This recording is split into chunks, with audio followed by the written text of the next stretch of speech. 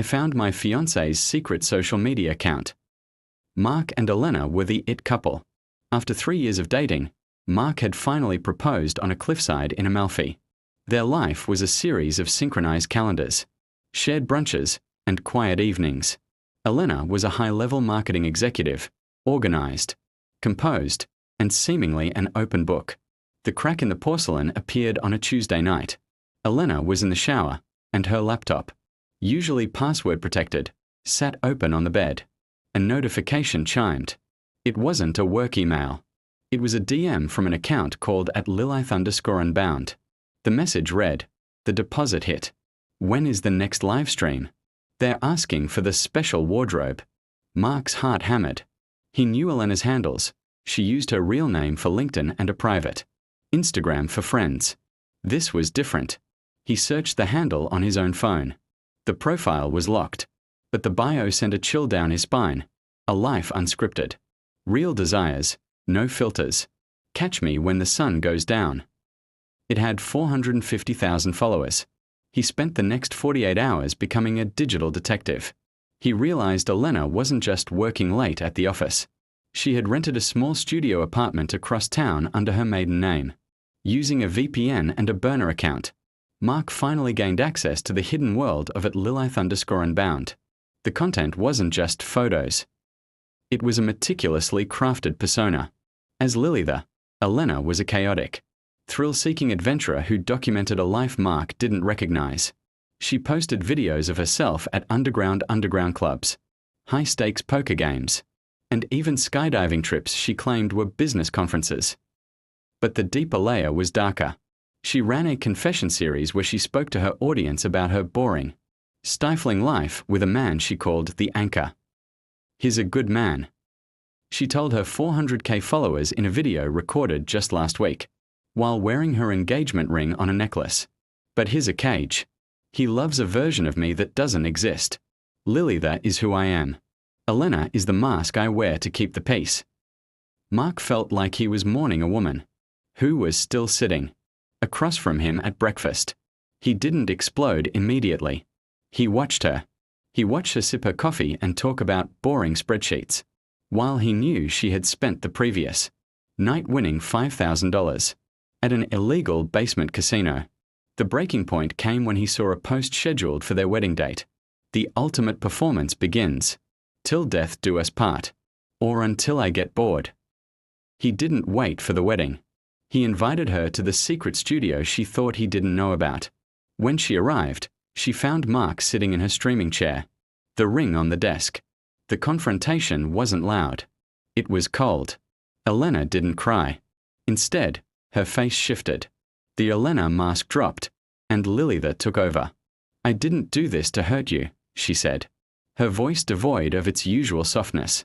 "I did this to survive. You wanted a wife. They wanted a legend. I gave you both what you wanted." Mark realized then that you can live with someone for years and never truly meet them. He walked out, leaving the ring and his keys behind. 2 months later, Mark saw one last update from @Lilith_unbound. It was a photo of her at the airport, a one-way ticket to Berlin in hand. The caption read, "The anchor has been cut. Finally at sea." Mark deleted the app. He realized that some secrets aren't meant to be found, because once you see the truth, you can never go back to the lie. Why this story resonates. The betrayal of identity. It's not just about cheating. It's about the fact that the person he loved was a fictional character. The digital age. It explores how easy it is to maintain a massive secret life in the palm of your hand. Psychological depth. It challenges the reader to wonder, how well do we really know the people we sleep next to? Mark didn't confront her immediately. He became a ghost in his own home. He began tracking her work expenses. He noticed that every Thursday, Elena claimed she had a late-night strategy meeting. He checked their shared bank account. Nothing was out of the ordinary. Then he realized she wasn't using their money. She was using the money. He followed her one Thursday evening. Instead of heading to the glass-walled corporate towers of downtown, she drove to the old textile district, a place of converted lofts and dimly lit alleys. He watched from a distance as she entered a brick building. using a keycard she kept hidden in a false compartment of her makeup bag. 2 days later, while Elena was at a yoga retreat, which Mark now knew was a high-profile influencer meetup in Vegas, he hired a locksmith. He told the man he had lost his keys to his art studio. When the door swung open, Mark's breath caught. The apartment was a neon-soaked dreamscape. One wall was covered in high-end soundproofing foam. Another was a gallery of wigs, leather jackets, and extravagant costumes that Elena would never wear at home. There were 3 professional-grade cameras on tripods and a ring light that looked like a halo for a digital goddess. On the desk lay a journal. He opened it. October 14th, Mark asked about kids today. I almost laughed. How can I tell him that I feel more alive talking to 400,000 strangers than I do sitting at dinner with him? He wants a mother for his children. I want to be the fire that burns the forest down. Mark sat in the dark of that studio for hours. He realized that Elena wasn't just cheating with another person. She was cheating with an entirely different version of herself. He found a hidden folder on her desktop labeled The Exit Plan. It contained bank statements from a Cayman Islands account. She had been funneling her Lilith earnings, nearly $1.2 million, into an account Mark couldn't touch. She wasn't planning a wedding. She was planning a disappearance. The wedding was just a content opportunity for her. She had already contacted a videographer to leak the wedding footage to her fans for a premium subscription price. Mark was a software engineer by trade. He didn't want revenge in the form of a shouting match. He wanted her to feel the weight of her own deception. He spent the weekend writing a script. He didn't delete her account. He didn't change her password. Instead, he set a scheduled broadcast. On the night of their engagement party, with both their families gathered at a high-end restaurant, Mark stood up to give a toast. I wanted to show you all a video of our journey together, Mark said, his voice steady. He didn't play the slideshow of their vacations. He tapped a button on his phone. Every guest's phone chimed, simultaneously with a notification from A Lilith Unbound. The screen on the restaurant wall flickered to life. It wasn't Elena. It was a pre-recorded loop of her confessions, where she mocked the boring life she lived with them. The room went deathly silent. Elena's mother dropped her wine glass. Elena herself turned a shade of white Mark had never seen. You wanted an audience, Elena, Mark whispered, leaning in close so only she could hear. I just gave you the only one that actually matters. He didn't wait for her response. He walked out of the restaurant, through the valet, and into the night. He had already cleared his belongings from their shared apartment and moved them into a storage unit she didn't know about. The twist ending. 6 months later, Mark received a postcard from Thailand. There was no return address. On the back, it simply said, You did me a favor, Mark. You broke the mask for me. Now I don't have to pretend at all. Thanks for the final 100K followers your stunt brought in. Check your bank account. I left you your half. He checked. There was exactly $600,000 in his account. He was free. But he realized he would never be able to trust a perfect person ever again. For a year, Mark lived in a world of silence. He moved to a different city, changed his number, and stayed off social media entirely. But you can't truly escape a woman who is famous on the internet. He would see her face on digital billboards in Tokyo during business trips. He would hear her voice in viral clips playing on strangers' phones in coffee shops. She wasn't just Elena or Lily there anymore. She had become a global brand. She was the woman who escaped the mundane. And she had built an empire on the story of how she left her boring fiancé.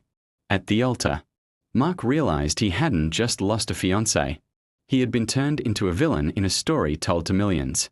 Mark was sitting at a small outdoor cafe in Lisbon, thinking he was finally anonymous. He was reading a book when a shadow fell over his table. You always did like the quiet spots, Mark. He looked up. It was her.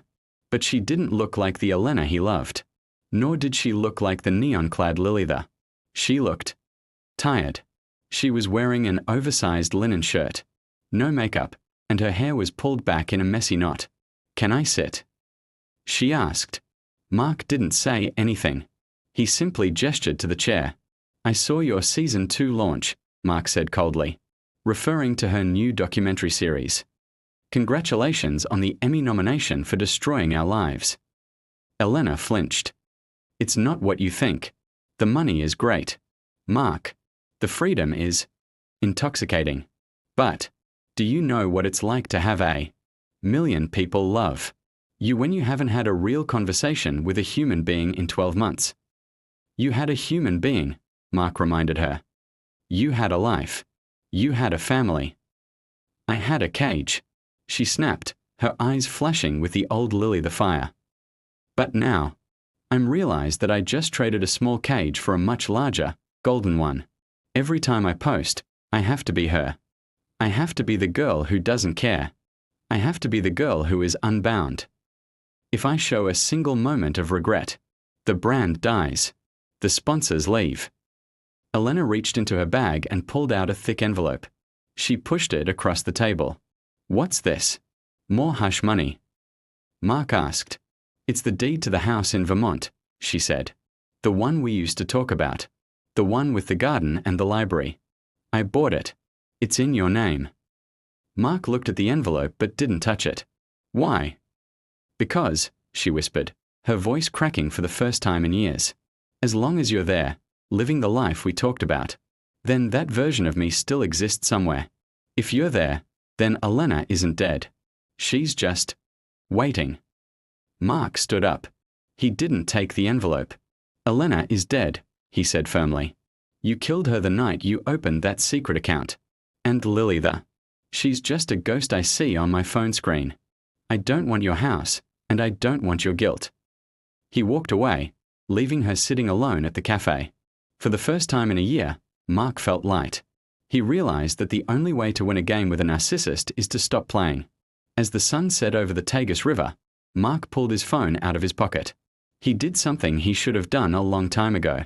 He went to her profile, the one with millions of followers, the one that had haunted his dreams. He clicked block. Then, he dropped the phone into the deep waters of the river. He didn't need a digital trail. He didn't need a secret account. He just needed to be Mark again. The final message. The story of Mark and Elena serves as a modern fable. In an age where we can be anyone we want online, the hardest thing to be is honest. The end.